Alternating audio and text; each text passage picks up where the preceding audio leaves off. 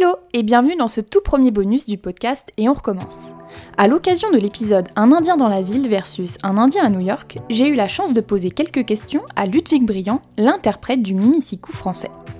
Je lui ai envoyé une liste de questions, on va donc pouvoir écouter tout ça. C'est parti! Salut Ludwig, merci encore pour le temps que tu m'accordes. Je vais commencer cette interview par une question en rapport avec le podcast. Si aujourd'hui on annonçait un remake français du film Un Indien dans la ville, donc avec des nouveaux comédiens et une relecture du scénario à la lumière de 2024, est-ce que tu aimerais bien faire partie du projet ? Est-ce que tu aimerais avoir un petit rôle clin d'œil par exemple ? Bien le bonjour. Alors, il n'y a pas de remake français de prévu pour l'Indien. S'il y en avait eu un, pourquoi pas de faire une figuration, mais comme je suis directeur des services de greffe et en plus je suis en Outre-mer aujourd'hui, donc ça fait quand même beaucoup de responsabilités et beaucoup d'obligations professionnelles qui ne me permettent pas forcément de prendre du temps. Mais par contre, je ne sais pas s'il y a eu une annonce qui a été faite, mais moi j'ai eu confirmation par un festival à Lens et par d'autres journalistes qui allaient avoir pour les 30 ans de l'Indien, pas un remake mais une ressortie du film en version 4K pour cet été normalement. Et si tu pouvais revenir en arrière, est-ce que tu changerais quelque chose quant à ta participation à l'aventure d'un Indien dans la ville ou tu referais tout pareil ? Je changerais rien, ça a certainement eu un impact négatif sur ma carrière. J'ai été, pour en tout cas le milieu professionnel du cinéma français, pas stigmatisé, mais en tout cas fortement rattaché à ce personnage, pour le cinéma, puisque après j'ai refait quand même des téléfilms, et du coup c'est pas l'Indien qui a mis fin à ma carrière, puisque j'ai arrêté ma carrière au moment où je faisais un et un font 6 avec Pierre Arditi et Brigitte Fosset. Ça marchait très bien. Ils voulaient faire une nouvelle saison de ce feuilleton et que l'ensemble des enfants, il y avait Bérénice Bejo aussi dedans d'ailleurs, c'est marrant. Et qu'on a tous refusé de continuer parce qu'on avait tous des obligations autres. Et moi notamment, j'avais mon bac à passer. Le truc c'est qu'en France, en tout cas pour les tournages sur le territoire français, c'est entre mars et juin pour des raisons de luminosité. Et que du coup, moi c'était la période de mon bac, et sachant que je voulais faire après du droit, donc j'ai arrêté à ce moment-là. Donc tout ça pour dire, par rapport à ma carrière, j'aurais rien changé parce que c'était une super expérience et qu'aujourd'hui, l'image que j'en ai, c'est pas que ça a changé ma façon de voir le monde. Ça a changé beaucoup d'interactions que j'ai avec les gens. Parce que même 30 ans après, ça m'arrive qu'on m'arrête dans la rue pour me demander si c'est moi qui avait joué dans l'Indien, ou que quand les gens me rencontrent, ils me disent j'ai l'impression de t'avoir déjà vu quelque part. Je veux dire là, par exemple, pour des raisons professionnelles, j'étais à Dijon et la caissière d'un magasin de parfums m'a regardé, elle m'a fait mais vous me dites quelque chose. Bon après pour rigoler, moi j'ai dit mais j'ai été Premier ministre quand même parce que maintenant je ressemble plus au Premier ministre qu'à l'Indien. Mais du coup voilà, c'est plus sur mon interaction aux gens que dans ma façon de voir le monde que ça a modifié. J'ai toujours aimé voyager, j'ai toujours aimé la nature, les grands espaces, et ça c'est pas forcément lié en fait à l'Indien. Et voilà, et après je le referai largement parce que ça a été quand même une sacrée expérience et une sacrée rencontre, même si je ne vois pas Thierry Lhermitte, ni Patrick Timsit tous les jours, ni Hervé Palude. Maintenant avec Hervé, ça m'arrive quand même de temps en temps de prendre de ses nouvelles, mais et Thierry un peu moins, que par texto pour le coup. Mais voilà, c'est quand même des gens avec lesquels j'ai apprécié travailler et pour lesquels j'ai beaucoup de respect et que ça a été une super expérience de pouvoir les rencontrer. Et c'est quoi ton meilleur souvenir par rapport au tournage ou par rapport à la promo du film ?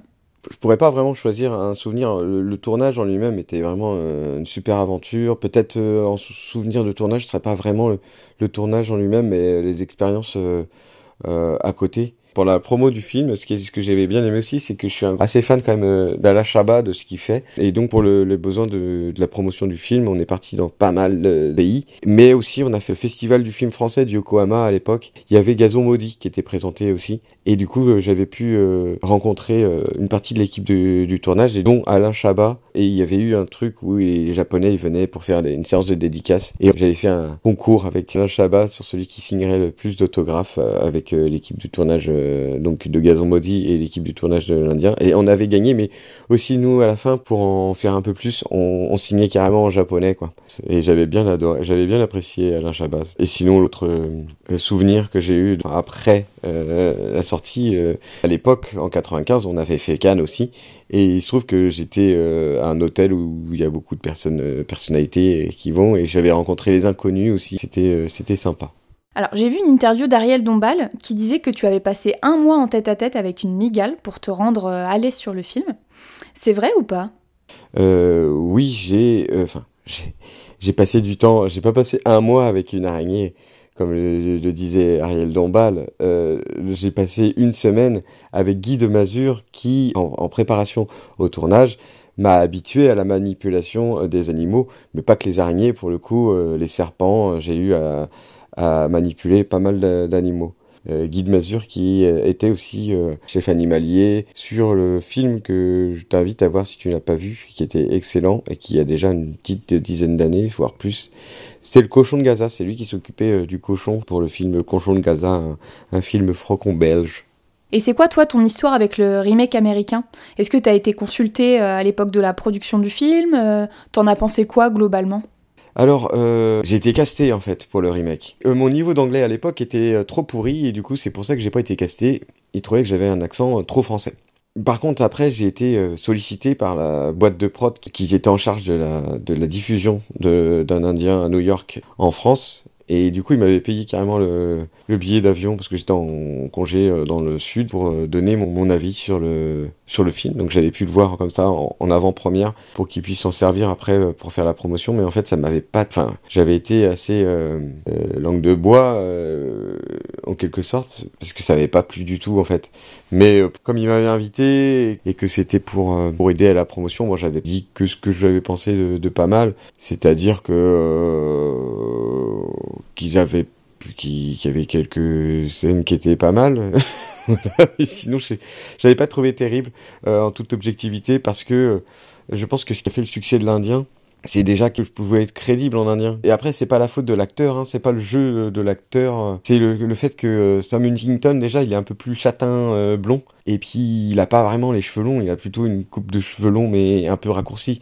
Et ça faisait des cheveux assez entretenus, assez brushing. Et puis, ce qui était énervant aussi, c'est que, en fait, le film avait été en réalité tourné autour de l'acteur principal qui est aussi coproducteur du film. Et lui, quand il a racheté les droits pour faire le remake, il a modifié l'histoire pour la faire tourner autour du père et non pas autour de l'enfant.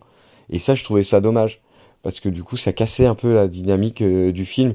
Je pense que si aujourd'hui il y a des gamins qui se retrouvent dedans, c'est parce qu'ils s'y projetaient plutôt dans le rôle du gamin il n'y a pas de pères qui se sont projetés dans le rôle du père. En tout cas, c'est pas ce qui a créé des souvenirs. C'est un film pour enfants. Tu le fais pas. Enfin bref. Après, là, on rentre dans un point de vue vraiment strictement personnel et très certainement aussi modifié du fait que j'ai tourné dans la première version. Mais voilà, non, sinon j'ai pas spécialement apprécié et aussi, excuse-moi, mais moi j'ai escaladé la Tour Eiffel. Nous on a tourné sur la Tour Eiffel. Eux ils sont pas tournés sur ça se voit, et c'est limite si tu vois pas le fond vert derrière quand il escalade la Statue de la Liberté. Je sais que ça m'avait choqué à l'époque. Je l'ai pas revu depuis. Ça doit faire 25 ans ou 24 ans mais je trouve que techniquement c'était au moins beau. Après, ce qui m'avait plu aussi ici par contre, c'est de revoir parce qu'ils ont été tournés en Amazonie, je pense au même endroit que nous. Donc à Canaima qui existe vraiment. Et voilà, c'est le seul truc que j'avais apprécié dans le remake, je crois. Et pour en revenir à Un Indien dans la ville, est-ce que ton regard a changé sur le film au fil du temps ? Est-ce que tu trouves qu'il a vieilli ou qu'il est toujours très actuel finalement ? Alors, la dernière fois que j'ai dû regarder le film, c'était pour un festival des enfants du cinéma dans le sud de la France. Donc c'était il y a 1 an et demi.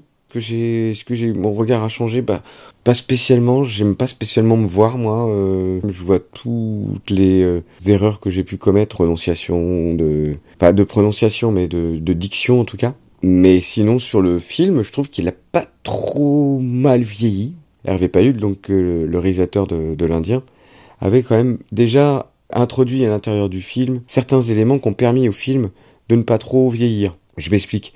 Par exemple, à l'époque, il n'y avait pas tant de 4x4 que ça dans les villes.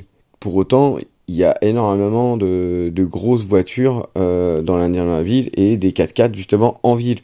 La voiture de Thierry ou la voiture de Team Seat, c'est des 4x4 et je crois que ça c'était un choix qui avait été opéré à ce moment-là parce qu'il avait pressenti que ce serait ce genre de SUV qui serait par la suite utilisé dans les villes. Autre point, Le téléphone, bon, les téléphones, ils font vieillot. Mais en réalité, à l'époque, il n'y avait pas autant de téléphones. Il avait, par exemple, pour la scène sur les champs, je sais qu'ils ont distribué des téléphones aux figurants. Tu prends la réalité aujourd'hui, je pense qu'ils seraient plus sur leur smartphone que sur des téléphones. Mais, en tout cas, c'est ce qui, à mon sens, a permis à l'Indien de ne pas trop vieillir sur ce point-là. Super, et ben merci beaucoup pour toutes ces réponses qui étaient très intéressantes et merci d'avoir pris le temps de répondre à toutes mes questions pour ce podcast et à très bientôt. Mais bon courage et KTP. Ciao ciao.